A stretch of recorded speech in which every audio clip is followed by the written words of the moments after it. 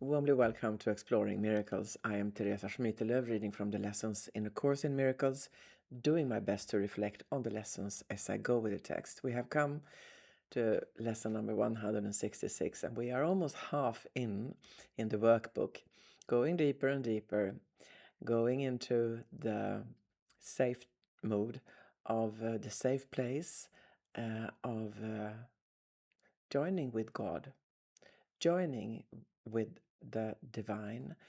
And here we go, another repetition of what it is to be open and what it is to be in resistance, as we might be from now and then, from time to time. I am entrusted with the gifts of God. All things are given you. God's trust in you is limitless. He knows his son. He gives without exception, holding nothing back that can contribute to your happiness. And yet, unless your will is one with his gifts are not received. But what would make you think there is another will than this? This question also means, why are you not receiving? Why are you still resisting? Why is there still some doubt in you? Paragraph 2. Here is the paradox that underlies the making of the world. This world is not the will of God, and so it is not real. Yet, those who think it real must still believe there is another will, and one that leads to opposite effects from those he wills. Impossible indeed, but every mind that looks upon the world and judges it as certain, solid, trustworthy, and true, believes in two creators, or in one, himself alone, but never in one God. And we have, reflection, we have been luckily given the opportunity to train our minds upon this by repetitive lessons that we can't, it's impossible to see two worlds. It's impossible. Either we see the ego or the resistance and suffering and ongoing pain, unsettling feelings, or we are in the world of God. Can't be two words, can't see them both. So, paragraph 3. The gifts of God are not acceptable to anyone who holds such strange beliefs.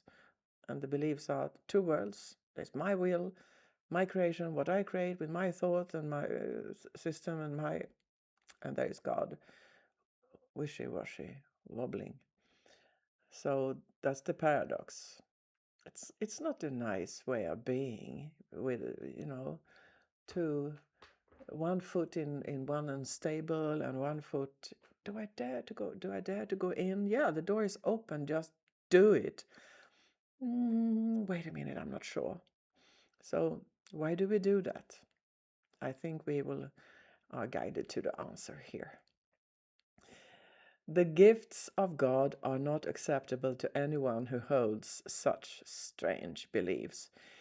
He must believe that to accept God's gifts, however evident they may become, however urgently he may be called to claim them as his own, is to be pressed to treachery against himself. He must deny their presence. He must deny their presence. Yeah, I don't really believe it. I don't believe the door to this chamber of treasure and peace and love is. I don't really believe it, so I don't step in. Could it be that? this text means. We'll see. Anyway, he must deny the presence, the gift's presence, contradict the truth, and suffer to preserve the world he made. And the reflection, all the time I ask myself, why are we holding on to suffering? Where did that idea come from? We will see. 4. Here is the only home he thinks he knows. Here is the only safety he believes that he can find. Without the world, we're talking, I think it's Jesus. The text is talking about the ego that is clinging to the doubt. Here, and that I am actually creating the world and there is no God. I hope there is one, but probably not. That's the ego. Here is the only safety he believes that he can find. Without the world he made, is he an outcast, homeless and afraid. He does not realize that it is here he is afraid indeed and homeless. Homeless too. An outcast, wandering so far from home, so long away, he does not realize he has forgotten where he came from, where he goes, and even who he really is. Yeah, when we have forgotten who we really are, we believe in separation, and we will never feel happy and settled. That's a separation. We have forgotten who we are. But luckily, we are reminded 365 times, actually multiplied, because in every lesson there are so many reminders. So 365 lessons multiplied with maybe 10, 15 reminders in every lesson. That's good. We can't forget. We are learning and unlearning. So let's see. The paragraph says that we are a sorry figure when we wander around like that, weary, worn in the threadbare clothing and with feet that bleed a little from the rocky road we walk. That's the suffering. That's the walk of suffering. No one but has no one but has identified with him, for everyone who comes here has pursued the path he follows and has felt defeat and hopelessness as he is feeling them. Yeah, but the text is saying that we don't walk this path of misery alone. This is what we humans tend to do. Question is still why. Anyway, paragraph 8. You cover fearfully, lest you should feel Christ's touch upon your shoulder and perceive his gentle hand directing you to look upon your gifts. How could you then proclaim your poverty in exile?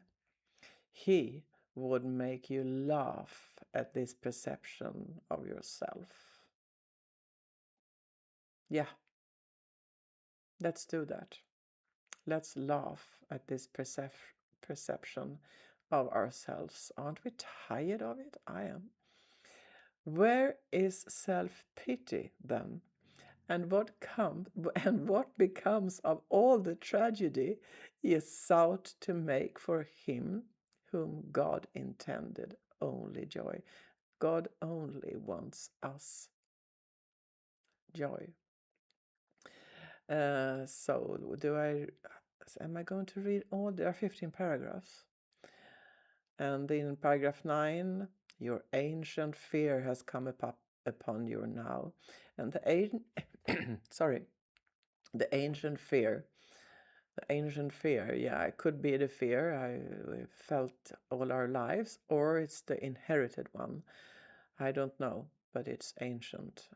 Guess fear has traveled with humankind from beginning of creation for some reason.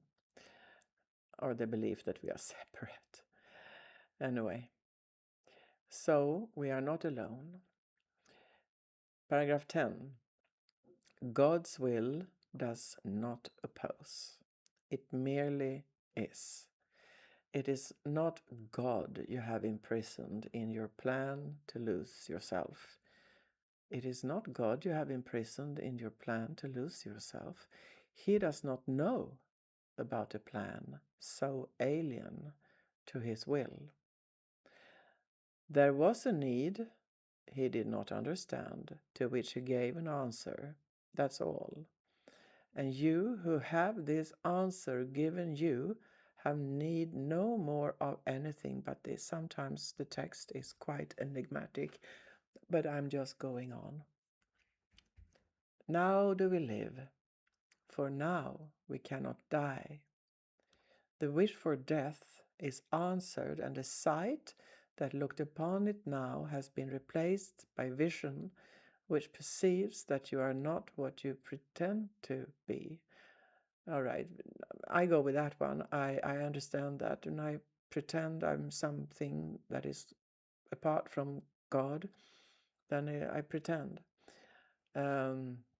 Seems to be quite compulsory, but let's just be open, and it will pass. One walks with you who gently answers all your fears with this one merciful reply: it is not so. He points to all the gifts you have each time the thought of poverty oppresses you, and speaks of his companionship when you perceive yourself as lonely and afraid.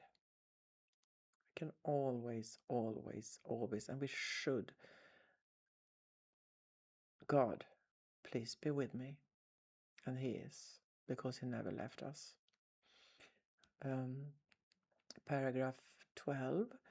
I will read all the paragraphs, it seems. Not all, but 12 and to 15. I think it's important. Yet he reminds you still of one thing more you had forgotten. For his touch on you has made you like himself.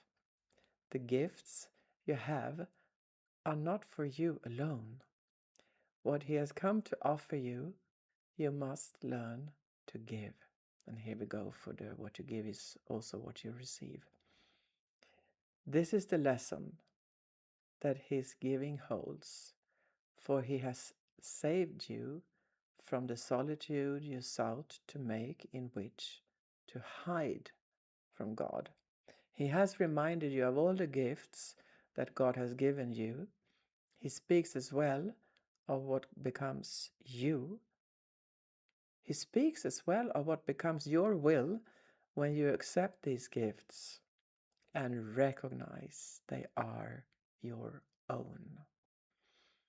Who would be so stupid, I'm reflecting, who would be so stupid not to receive gifts from God? Insane. The gifts, reading, the gifts are yours, entrusted to your care, to give to all who choose the lonely road you have escaped. Yeah, let's do that. This is not that we are going around saying, I found God, the Course in Miracles. I'm a student of this, and you who walk this lonely path of separation, come with me, because I'm the answer. We're not going there, or I'm not. But we know by now that what we radiate. You can sit amongst people, and they all go on with whatever VIP business of the world, of all the nonsense of being important, and I think, and that is, and I read, and I know, and there you sit, totally normal, because you're hopefully among friends, and then, you don't have to say anything, but wish them the feeling of forgiveness and peace And when you wish them, that is also what you experience. And what you experience, you radiate. And there we go. And even if you are joining or watching television and see really weird, hateful people, do the same. That's the thing. Okay. So the lonely road we have escaped. People who might walk that, and I do it still sometimes, let them radiate to them.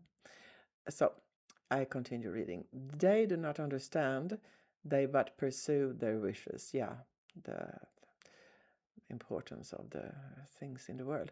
It is you who teach them now. For you have learned of Christ, there is another way for them to walk. Teach them by showing them the happiness that comes to those who feel the touch of Christ and recognize God's gift. Let sorrow not tempt you to be unfaithful to your trust. Yeah, here we go.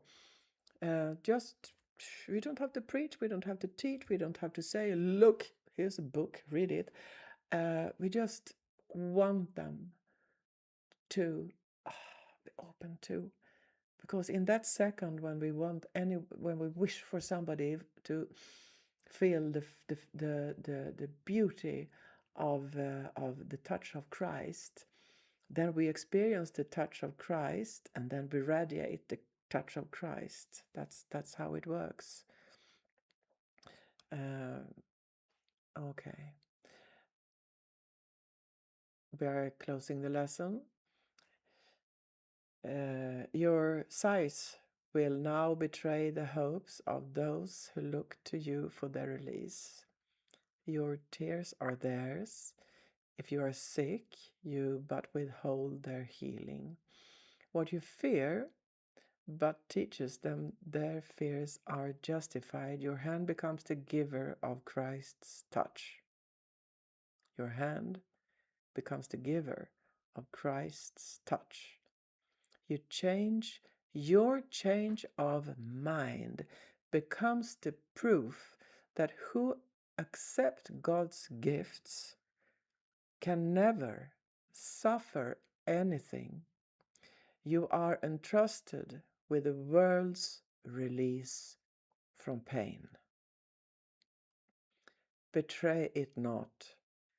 Become the living proof of what Christ's touch can offer everyone. God has entrusted all his gifts to you. Be witness in your happiness to how transformed the mind becomes, which chooses to accept his gifts and feel the touch of Christ. Such is your mission now. For God entrusts the giving of his gifts to all who have received them. He has shared his joy with you, and now you go to share it with the world. End of lesson. Thank you very much for participating. Thank you for stopping by. Receive, be open, be willing, and see you soon.